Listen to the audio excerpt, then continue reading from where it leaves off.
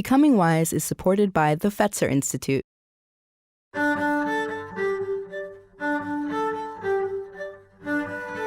I've had hundreds of big conversations, and my conversation partners share wisdom I carry with me wherever I go. The physicist Leonard Mlodinow changed the way I think about the agency we have in shaping our own destinies. As a scientist, he works with principles like Brownian motion, by which Einstein helped verify the existence of molecules and atoms.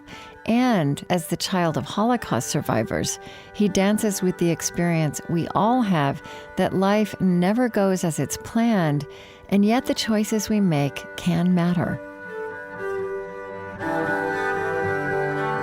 This is Becoming Wise. I'm Krista Tippett.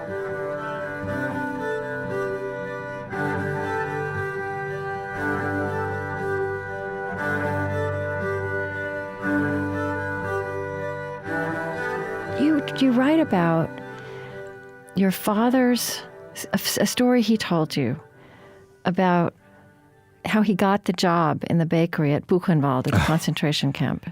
His sense that this was just random. But tell that story. Oh, yeah, that was in the Drunkard's Walk, and Yeah. The book is about randomness in life. And to me, when I was thinking about writing that book, I was almost shaken by the realization that I'm, a random effect of something very bad. And I hope that for me, I'm glad I'm here, but I'm only here because Hitler and the Nazis killed my father's previous family, and that led to my being here. Yeah. And that was a very hard thing to face in a way, that what's the meaning of my life when it arose from something like that? And in that story, he was in the Buchenwald concentration camp, and he stole a loaf of bread from the bakery. And the baker, I guess there were a certain number of people who had access. They lined them all up and brought the guys with the guns, and they said, "Who stole the bread?" And my father didn't say anything. And then they said, "Okay, we're going to start at this end of the line, and we're going to shoot everybody until either you're all dead or the thief steps forward." And so he puts the gun to the head of the first person. So my father at that point stepped forward and admitted that he stole the bread. And he told me that it wasn't a heroic thing, that he didn't do it out of heroism. He did it purely practical, that these guys are all going to die, and I'm going to die too, or I'll just be the only one. So he stepped forward. And instead of killing him, though, the baker acted like God and somewhat arbitrarily took him under his wing and gave him a job as his assistant in the bakery. And so he had a much better job after that, based on that incident. And it just shows you that even in the midst of all this cruelty, there's randomness, or I don't know what, whim. I don't know if I don't know if he was being human and let some of his humanity peek out, or he wanted to play like God. I don't really know what was the person's motive, but that's one of many things that happened to my father. If it had happened differently, I wouldn't be here, and my kids wouldn't be here, and everything would be different in that lineage. Yeah.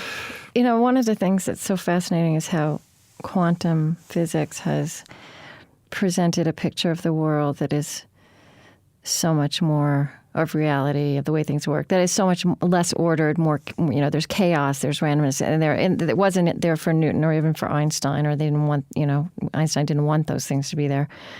One of the things you say is, anything that is possible eventually will occur.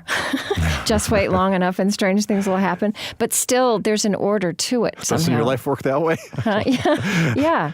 But here's the out. Here's the opening I feel you give. Here's something else you wrote. The outline of our lives, like the candle's flame, is continuously coaxed in new directions by a variety of random events that, along with our responses to them, determine our fate. You say that we are driven to see patterns and create patterns where the patterns aren't there. But it seems to me that you're also presenting our responses as mattering, that there is randomness. And then you talk about that even though that is true, the number of chances taken, number of opportunities seized does make a difference. It does shift things. Can you explain that in scientific terms? Yeah, I was thinking about Brownian motion, so that says it all. Yeah. No, I'm just kidding. So the drunkard's walk is sometimes called the random walk, and it comes from a jagged path that particles in Brownian motion seem to take for no apparent reason. In Brownian motion, people look at this in the 19th century. They notice that little grains of pieces of pollen would jiggle around for no apparent reason in liquid. And they thought at first maybe that was a life force because there was no force on it. Maybe that's what was jiggling because it's pollen. But they eventually figured out, and Einstein actually is the one who explained it, that this jiggling comes from the impact of the molecules on the pollen, pushing it this way and that way. And I saw a parallel with our lives, because when you look at your life, if you sit down and think about, and I'm talking about in detail, not just the headlines, if you think about all the details of what happened to you, you will find that there was a time where you had the extra cup of coffee, where if you hadn't, you wouldn't have met person A. Yeah. Or you probably don't realize that if you hadn't done this, you would have gotten into a car crash, which you didn't because you were a little bit later than the drunk guy hit someone else, or whatever. When I look back in my life, or I looked at the lives of certain celebrities, I could find so many instances like that, and I had fun tracing some of them, how little things make a big difference. And what they really do is they raise opportunities for you, or they raise challenges. And the course of your life depends on how you react to those opportunities and challenges that the randomness presents to you. If you're awake and paying attention, you will find that things happen. They might seem good, they might seem bad, but the important thing is how you reacted to it. Leonard Mlodinow is on the faculty of Caltech for many years and has written 5 best-selling books, including co-authors like Stephen Hawking and Deepak Chopra. He was also a screenwriter for several episodes of my favorite, Star Trek: The Next Generation. Becoming Wise is produced at On Being Studios, which is located on Dakota land. Our team is Marie Sambilay, Lily Percy, and Chris Heagle, and our theme music is provided and composed by Zoe Keating. This podcast is produced by On Being Studios in Minneapolis, Minnesota.